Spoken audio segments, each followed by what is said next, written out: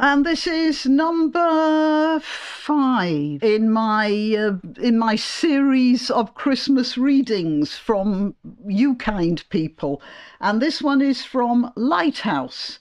My daughter was 5 when she found out there was no Santa. She was trying really hard to stay awake to see Santa, and it was about 3 in the morning when an almost naked man crept into her room with a bag full of presents. She didn't say anything until Christmas dinner, when she just stated she knew Santa was not real because it was me. I nearly choked on my dinner. Oh, Lighthouse rumbled. And there's another one here about being caught on Christmas. This is from Gill, or maybe Jill. I'm sorry, it's Gill, but yeah, please forgive me if I'm saying that wrong. And this is called A Rude Awakening.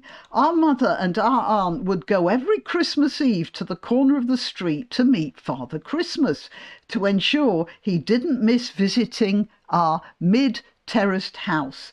We did have a chimney, which would normally mean easy access to our property, yet Mum and our aunt insisted that it was best to make sure, just to avoid any disappointment. No matter what the weather, they would stand on the corner for however long it took to meet up, and every year our Christmas presents would appear under the tree, packaged, although not always neatly, and labelled with our names. One Christmas Eve, though, we were soundly asleep when there was a loud noise and an audible "Oh, bugger!"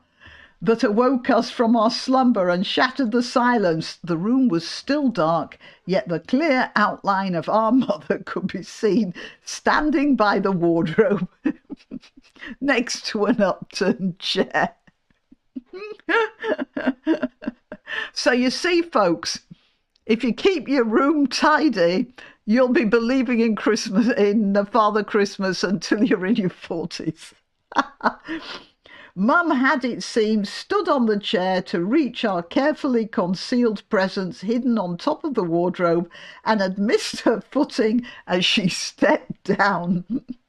She still held the presents in her arms and looked at us with a guilty, horrified expression. "Go back to sleep," she slurred. Oh dear.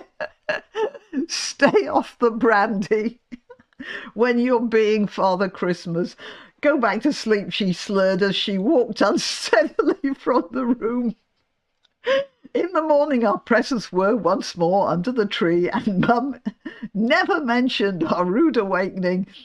And being good children who were taught not to question our mother, we never mentioned it either, except in hushed tones between ourselves. That was how we learnt that Father Christmas did not exist, and that our mother and aunt would attend the club every night before Christmas.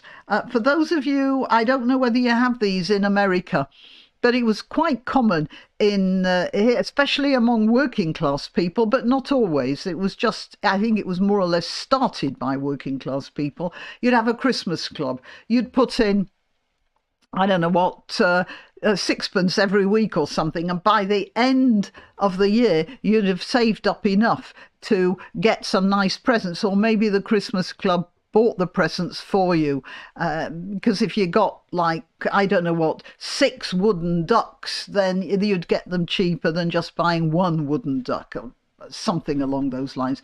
Anyway, that's the Christmas club. So that is a memory of, I don't know if they do those anymore. Right, well, that's that one. And all that's left now, as far as I can see, are a couple of poems. So, yeah, I'll put those in another video. Okay, till next time.